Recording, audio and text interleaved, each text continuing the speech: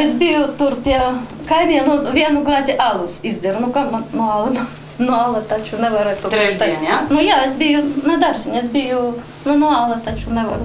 Jūs nepārklausījāties. Kārsavas bērnu dārza audzinātāja kameras priekšā atzīstas, ka darba laikā dzērusi. Šokējošais stāsts par ierēbušo skolotāju izraisīja plašu rezonanci sabiedrībā. Par to runāja skolās, bērnu dārzos un uz ielas. Nekavējoties lietas izmeklēšanā iesaistījās arī Bērnu tiesību inspekcija. Inspekcija saņemot no Tautas balss informāciju par iespējamiem bērnu tiesību pārkāpumiem, Kārsavas pirmskolas izglītības iestāde šī gada 12. oktobrī veica pārbaudi. Saistībā ar šo no 9. oktobra audzinātāja ir atstādināta no darba uz izmeklēšanas periodu. Lai gan skolotāja intervijā atklāja, ka trešdienā, kad bija viņas darba diena, viņa iedzērusi alu pie kaimiņiem, inspektoriem viņa stāsta, ka streipuļojusi, jo lietojusi medikamentus pret muguras sāpēm. Audzinātāja paskaidroja, ka viņas uzvedības izmaiņas, tātad bija izskaidrojums ar stipru medikamentu lietošanu, kas saistīts ir ar veselības problēmām. Šis stāsts gan īstu pārliecību speciālistiem nevieš. Arī māmiņas ir pārliecināts, ka jaunizceptā versija par medikamentu lietošanu ir izdomāta, lai glābtu savu reputāciju. Teica, ka viņa to alus krūzi to dzērusi pēc darba, bet tad pēdējā doma, kas tas par cilvēku, viņa dzer tik stipras antibiotikas un vēl alus krūzi virs uzdzer. Tu pat arī noliedz to, ka viņa bija dzērusi? Nenoliedz, es saku, bet tas, ko es redzēju, to es redzēju. Tas ir neapsteigtams pats. Manā ierēbusi bijāt. Cita diena varbūt, kad bija brīva, nevis trešdien. Es zinu par daudzām citām reizēm, bet personīgi redzēju vienu reizi. Par daudzām citām reizēm esmu no daudzām citām mamām dzirdējusi. Arī māmiņa Daila paliek pie pārliecības, ka skolotāja bija lietojusi alkoholu. Tagad izskanēja jau tas, ka viņai ar tām zālēm, nezinu, tagad ir grūti dzirdēt. Viņa ar mani nerunāja, es to, tā var teikt, smaku to nejūtu, pati nezinu. Nezinu, vai varbūt cilvēks tādā ietekmē no zālēm, nezinu.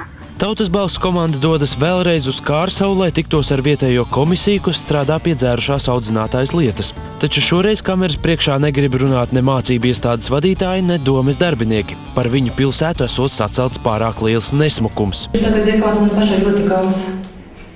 Kā tāda ažiotāža sanāca, man pēc lūdzītišķi, kas paskaidroja, viņi ir lietos medikamentus.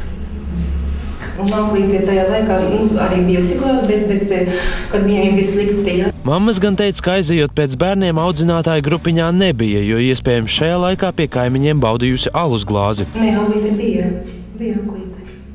Viņa iespējams, ka mazgā toaleti. Jo viņa taču pat arī savus darba laukus, jau mazgā toaletes, jau mazgā trauki, jau mazgā grīda. Iespējams, ka viņa kā šos talbā ir bijusi.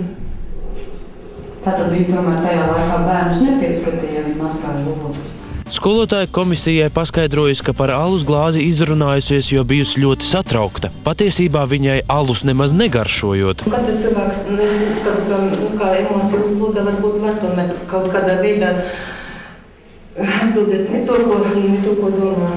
Arī vadītāja melnu padarījusi par baltu un iepriekš teikto noliedz. To, ko jūs teicāt, vai tāpā, ka jūs pamanījāt, ka šai audzinātājai ir alkohola problēmas, te jūs noliedzat.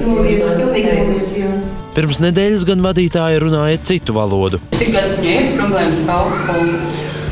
Zini, es pamanīju tā, kā ārpus darba laika kādus varbūt gadus pāris nevairāk. Apkopojot liktenīgās dzeršanas dienas faktus, kopaina izskatās vēl šausmīgāka. Skolotāji iedzer pretsāpju medikamentus, atstāja grupiņā bērnus, lai pie kaimiņa iedzertu alus glāzi un atgriežas griļodamās, nespējot pieskatīt mazuļus. Tad šis cilvēks, kurš ir slims, arī paralēli lieto alkoholu. Tas, manuprāt, nav noskaidrots, ja viņa to alus glāzi, kā viņa bija pateikusi, viņa bija iedzerusi tikai. Te bija maļīgas bērndārza. Manā izpratē tā ir, tur tā bijis vai nav bijis tā arī cita runā, bet par to alu, ja mazāk grādīgs dzerens, tas viens, policistam teikt. Kaut ir šnabicēs, pārāk skarbi. Kamēr notiek skaidrošanās un faktu salīdzināšana, arī vietējie ar milzu nepacietību gaida izmeklēšanas komisijas lēmumu. Es domāju, ka tas nav normāli un būtu kaut kādas sankcijas jāvērš pret audzinātāju. Mazbērni gāja brīnišķīga audzinātāja. brīnišķīgs cilvēks. Es nevienu sliktu vārdu par viņu toreiz nevarēju pateikt.